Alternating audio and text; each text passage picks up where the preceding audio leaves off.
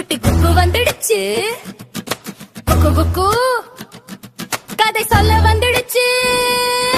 சிரிப்போடு சந்தோஷமா நல்ல பழக்கம் கத்துக்கலாம். பறவை விலங்கு நண்பர்களோடு குட்டி குக்கு உலகம் போகலாம். கதை ஆரம்பம் இப்போ தானா, குட்டி குக்கு குக்கு கதை தொடங்குது இப்போ. ஒரு பெரிய ராஜ்யம். அந்த ராஜ்யத்தில் ஒரு மன்னன் இருந்தான். அவன் அரண்மனையில் நிறைய குரங்குகளை செல்ல பிராணிகளாக வைத்திருந்தான். அவங்களுக்கு நல்ல உணவும் அரண்மனையில் வசதியான வாழ்க்கையும் இருந்தது. ஆனா அரண்மனை சமையலறைக்கு 2 ஆடுகள் அடிக்கடி உணவு திருட வருமாம். அதை பார்த்த சமையல்காரர்கள் கோபத்தில் கிடைத்ததை எடுத்து அந்த ஆடுகள் மேல் எறிவாங்க.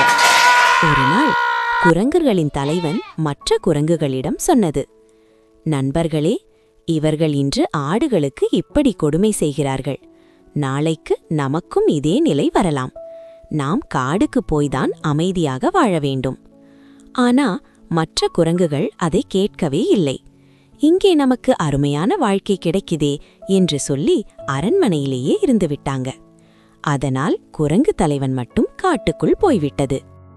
சில நாட்களுக்கு பிறகு ஒரு நாள் ஒரு சமையல்காரன் கோபத்தில் அந்த ஆடுகள் மேல் எரியும் மரக்கட்டையை எறிந்தான். ஆடுகளின் உடம்பில் தீப்பிடித்தது. பயந்து ஓடிய ஆடுகள் குதிரை மாளிகைக்குள் நுழைந்தன. அங்கே இருந்த உலர்ந்த புல்லில் தீ பரவியது. சிறிது நேரத்தில் முழு குதிரை மாளிகையும் தீப்பற்றி எரிந்தது. பல குதிரைகள் காயமடைந்தன. அதை பார்த்த நன்னன் மிகவும் கவலையடைந்தான். அப்போது அரண்மனை வைத்தியர்கள் சொன்னார்கள், மன்னா, குதிரைகளின் காயம் சீக்கிரம் ஆற குரங்கின் கொழுப்பு தேவை. அதை கேட்ட மன்னன் ஒரு கொடூரமான ஆணை கொடுத்தான். அரண்மனையில் இருக்கும் அனைத்து குரங்குகளையும் கொன்றுவிடுங்கள். அந்த ஏழை குரங்குகள் அனைத்தும் கொல்லப்பட்டன. இந்த செய்தி காட்டில் இருந்த குரங்கு தலைவனுக்கு தெரிந்தது. அது மிகவும் மறிக்க விழிந்தது. என் நண்பர்கள் அனைவரும் அநியாயமாக இறந்துவிட்டார்கள் என்று நினைத்து அது காடு வழியாக நடந்துச்சு. அப்போது ஒரு ஏரியை பார்த்தது. ஆனா அதற்கு ஒரு விசித்திரம் தெரிந்தது. ஏரிக்குள் போன காலடி சுவடுகள் இருந்தது. ஆனா வெளியே வந்த சுவடுகள் இல்லை. இங்கே ஏதோ ஆபத்திருக்கிறது என்று அது புரிந்து கொண்டது. அதனால் ஏரிக்கரைக்கு போகாமல் ஒரு தாமரை தண்டை எடுத்துக்கொண்டு அதன் மூலம் தண்ணீர் குடித்தது. அந்த நேரத்தில் ஏரிக்குள்ளிருந்த ஒரு ராட்சசன் வெளிவந்தான். அவன் சொன்னான், குரங்கே, உன் புத்திசாலித்தனம் என்னை ஆச்சரியப்படுத்தியது.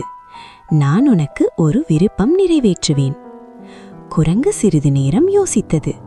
பிறகு சொன்னது, நீ உன் மாலையை எனக்கு கொடு. நான் பல மனிதர்களை இந்த ஏரிக்கு கொண்டு வருகிறேன். ராட்சசன் அதற்கு ஒப்புக்கொண்டான். அந்த மாலையை எடுத்துக்கொண்டு குரங்கு அரண்மனைக்கு போனது. மன்னனிடம் சொன்னது, மன்னா, ஒரு ஏரியில் பெரிய பொக்கிஷம் இருக்கிறது. இந்த மாலை அதிலிருந்து எடுத்தது.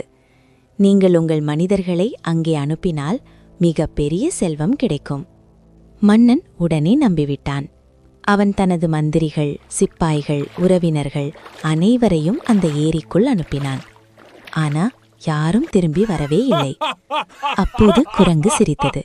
அது சொன்னது, மன்னா, இன்று என் நண்பர்களின் பழியை எடுத்தேன். நீ செய்த கொடுமைக்கு இதுதான் பதில். மன்னன் அதை கேட்டதும் மிகவும் வருந்தினான். தன் பேராசையால் அனைத்தையும் இழந்தான். இதையெல்லாம் குக்கு பார்த்துக்கிட்டே இருந்தது. குக்கு ஆந்தையம்மாவிடம் கேட்டது, ஆந்தையம்மா, மன்னன் ஏன் இப்படி பெரிய பிரச்சனையில் சிக்கிக்கிட்டான்?